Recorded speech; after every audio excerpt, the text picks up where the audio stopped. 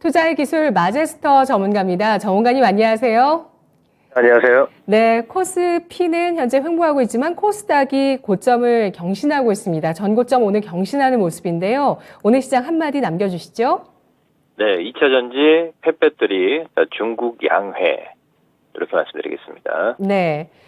자, 2차 전지 폐배터리 중국 양회 세 가지 이슈 알아볼 텐데요.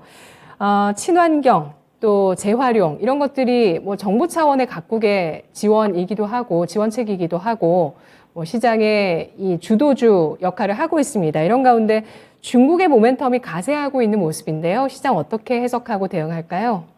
네, 자, 시장이 지금 이제 3월 달이죠. 가는 종목이 더 가는 차별화 종목 슬림화 장세가 계속 좀 진행이 되는 모습인데, 자, 일단은 자, 우리 시장 먼저 좀 체크를 하기 위해서 자, 원달러 환율을 좀 보겠습니다.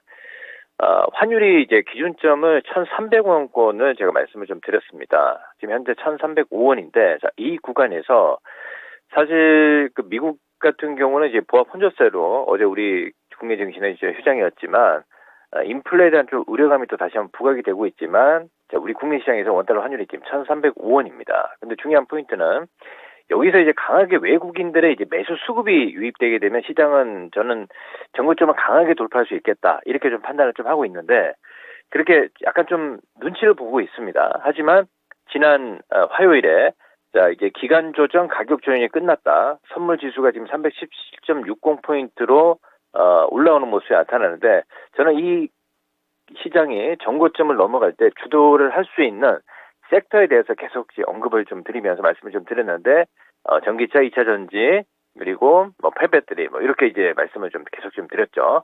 자, 그러면 우리 국내 시장의 이제 시장 거래소 시장이 오늘 2,432포인트 현재 기록하면서 단기 우위선을 회복을 하고 있고요. 코스닥 쪽에서는 795 직전 고점을 이제 돌파하는 모습이 나타나고 있습니다. 그럼 중요한 포인트는 제가 일단은 자 830에서 850포인트까지 목표를 잡고 코스닥 시장을 대응해야 된다 말씀을 좀 드렸는데 일단은 820포인트에서 830포인트까지 시장 주도는 여전히 2차 전지 우리 전기차 자 이렇게 이제 볼 수가 있거든요. 그 이유 중에 하나가 자 제가 화요일 날 우리가 이제 그동안 2차 전지 관련 소재 쪽에서 에코프로비엠하고 에코프로가 너무 급등을 했기 때문에 약간 부담스러운 자리가 좀 진행이 되지만 그래도 이건 보유한 산업의 영역이다 말씀을 좀 드리면서 매수를 못 하신 분들은 LNF를 매수를 하자고 말씀 좀 드렸거든요. 이게 LNF가 이제 금요일, 화요일 시장이었죠. 테슬라 공급 체결이 나오면서 장중에 18% 급등이 나오는데 제가 이제 방송하기 전에는 눌림목 그러니까 즉 급등하기 전이었거든요. 그러니까 이게 무슨 얘기냐면 시장이 그 섹터 안에서의 순환매가 이어진다는 거예요. 무슨 얘기냐면 에코프로비엠이 투자 과열에 단일가 매매가 들어가지 않으려고요. 이게 한번 좀 쉬어가면서 거래 줄이고 주가 올리고 이런 모습이 나타나고 있거든요. 그리고 에코프로비엠도 마찬가지입니다. 그래서 LNF가 지난 화요일에 지금 거래량은 370만 주 터지면서 지금도 눌림목 주고 있거든요. 저는 여전히 빠질 눌림목이 주면 매수 포인트 충분히 가능하다고 말씀을 좀 드리겠고요. 그리고 거래소 쪽에서의 어떤 흐름을 보게 되면 LG 엔솔 있죠. 빠질 때 그러니까 즉 화요일에 21선 저항을 받고 오늘 같은 날 있죠. 이런 구간에서 눌림목에서 매수를 해야 된다. 지금 무슨 얘기냐면 자, 이 LG에너솔루션이 전기전자 업종에 이제 포함이 되어 있기 때문에 지금 지수에 좀 부담감은 있어요. 외인들이 강하게 매수를 하게 되면 우리가 원달러 환율이 약간 좀 강세 흐름이 나타나면서 이번 14일에 3월 14일에 또 이제 우리 미국 CPI 지수 발표를 하면서 또 FOMC까지 있거든요. 그런 이슈들을 계속 시장에 매물 소화를 하는 과정이다라고 좀 보고 있고 조금 더디게 갈 수 있지만 결국은 LG에너솔루션의 정고점을 넘어가는 모습이 나타난다 이렇게 좀 보고 있거든요. 그래서 일단 1차적인 목표치를 56만 원, 57만 원 말씀을 좀 드리겠고요.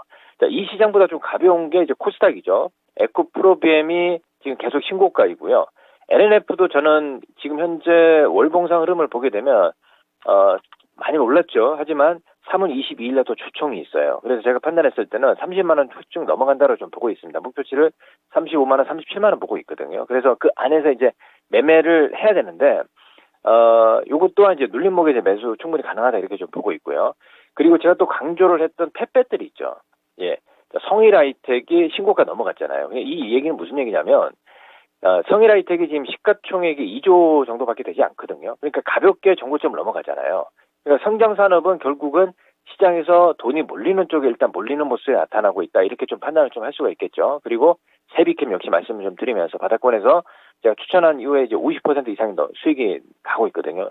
그러니까 세비캠도 저는 일단은 정고점까지는 간다라고 좀 보고 있거든요. 넘어가는지는 이제 그 다음 이제 포인트고, 결국 이 안에 시장에서 움직임이 좀 나타나면서 신규 주도 중에서 이제 오픈 엣지 테크라든지 좀 부담스럽잖아요. 좀 쉬어가는 국면들, 뉴런메카라든지 약간 좀 쉬어가면서 물량 소화하고, 3월 뭐 이쪽도 저는 뭐 추석 21선이 깨지기 전까지는 그대로 이제 보유하는 전략인데, 만약에 신규 접근 자체는 조금 이제 우리가 이제 그죠, 매매하기는 좀 부담스럽지 않습니까? 그래서 결론은 무슨 얘기냐면, 일단은 지금 시장에서 돈이 몰리는 쪽, 예를 들어서 2차 전지 누구나 다 알고 있는 쪽에서 이제 매매를 하는 포인트를 제시를 좀 해드리면서, 그러니까 역시 뭐 세비캠이라든지 펫배터리, 뭐 성일하이텍 좀 종목이 압축되지 않느냐 이렇게 좀 판단을 좀 하고 있고요.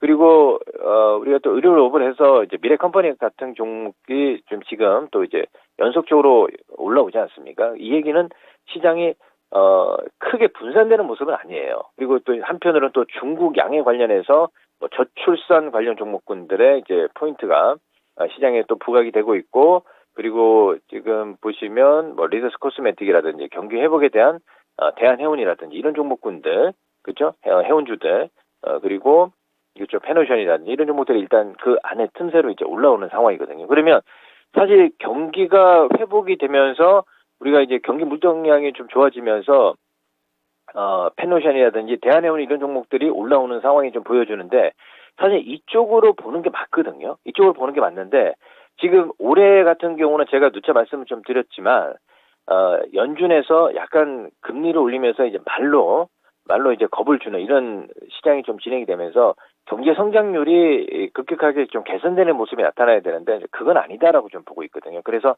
약간의 어떤 그 경기가 바닥을 탈피하는 모습으로 나타나고 있겠지만, 결국은 매달 발표되는 미국의 CPI를 보면서 우리가 이제 인플레에 대한 어떤 그 방향성, 그리고 금리 동향들을 보면서 봐야 되지 않겠냐라고 보고 있기 때문에, 저는 주 포인트는 매매 포인트는 뭐 2차 전지, 펫배터리 계속 여전히 이 시장 코스닥 쪽에서 보시면 지금 790포인트 이제 막 넘어가고 있지 않습니까? 그래서 820까지 일단 1차적으로 820포인트에서 830포인트까지는 2차 전지 펫배터리가 주도를 하면서 그 안에 주도 종목들의 상승이 좀 진행이 되면서 나머지 물량들은 차익 물량들이 좀 출회가 되는 이런 모습이 나타나면서 시장은 전개가 되지 않겠냐 이렇게 좀 보고 있습니다. 네. 우선순위를 꼭 꼽자면, 정말 딱 하나만 산다면 그 중국 리오프닝 쪽보다는 배터리 쪽이 된다고 보시는 건가요? 그렇죠. 역시 이제 중국 같은 경우도 사실 경기 부양을 할 거란 말이에요. 예.